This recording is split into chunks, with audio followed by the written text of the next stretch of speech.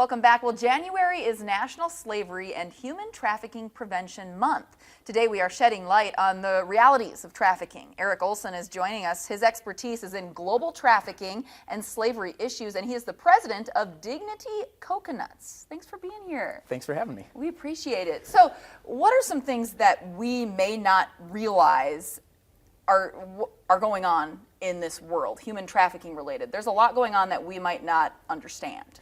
I think for a lot of us, when we think of trafficking, we get these images of somebody's daughter being kidnapped. And it leads us to think, well, what we need to do is, just like the movies, go and break down the brothel doors and help these women who are probably chained to beds, help them escape. The reality is, for most of them, there's an economic part that we don't realize. For a lot of them, they get caught into some cycle of debt, or it's joblessness that creates this desperation to go find a job, and that's where they get tricked. It's usually a bait and switch. So what have you been working with? You've obviously kept an eye probably on this pretty closely throughout the world. Are there hot spots?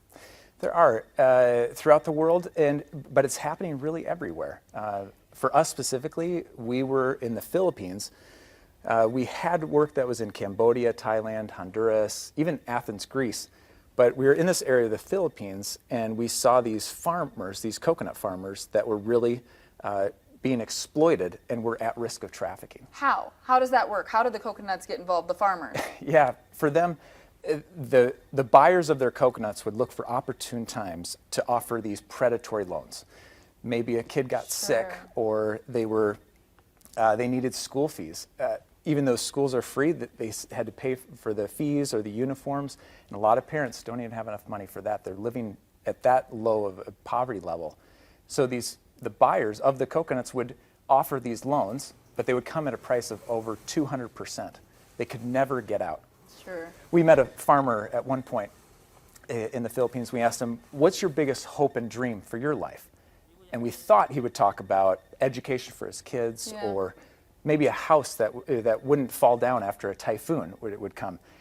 And instead, he looked at us and he said, "My biggest hope in life is that my debt is not passed on to my children." Sure.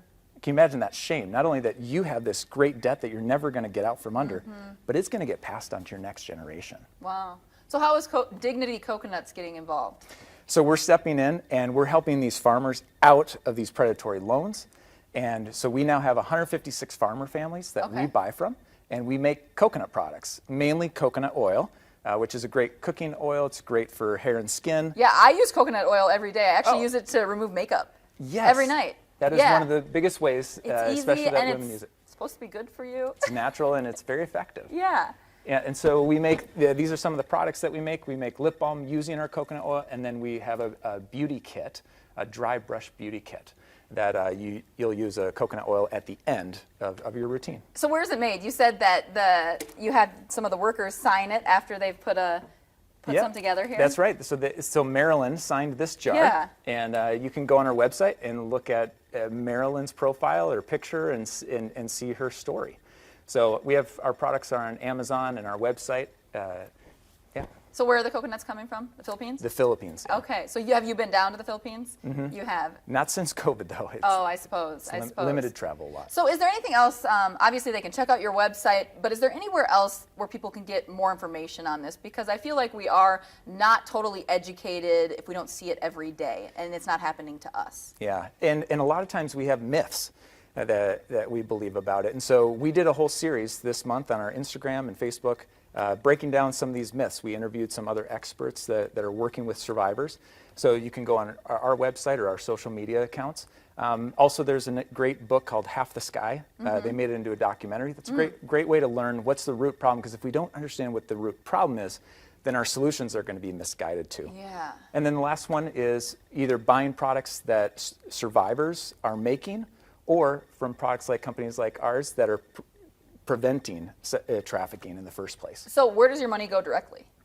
Yeah, so the money comes to us, and we're paying our farmers, our workers. We have 114 workers at our facility that oftentimes for them, there's no jobs for them either. Sure. They have to go on this desperate search to other countries or cities. That's where the slavery they comes can into get play. They can get trafficked in the process too, even though they're not the coconut farmers. So we're tackling both sides of the issue for these Wow. communities and really having a holistic approach to helping solve Very these issues. interesting. And this is raw coconut oil because you can get kind of not right coconut oil in some of the stores. So this is raw and authentic coconut oil. Yeah, we figured out a better way to make coconut oil.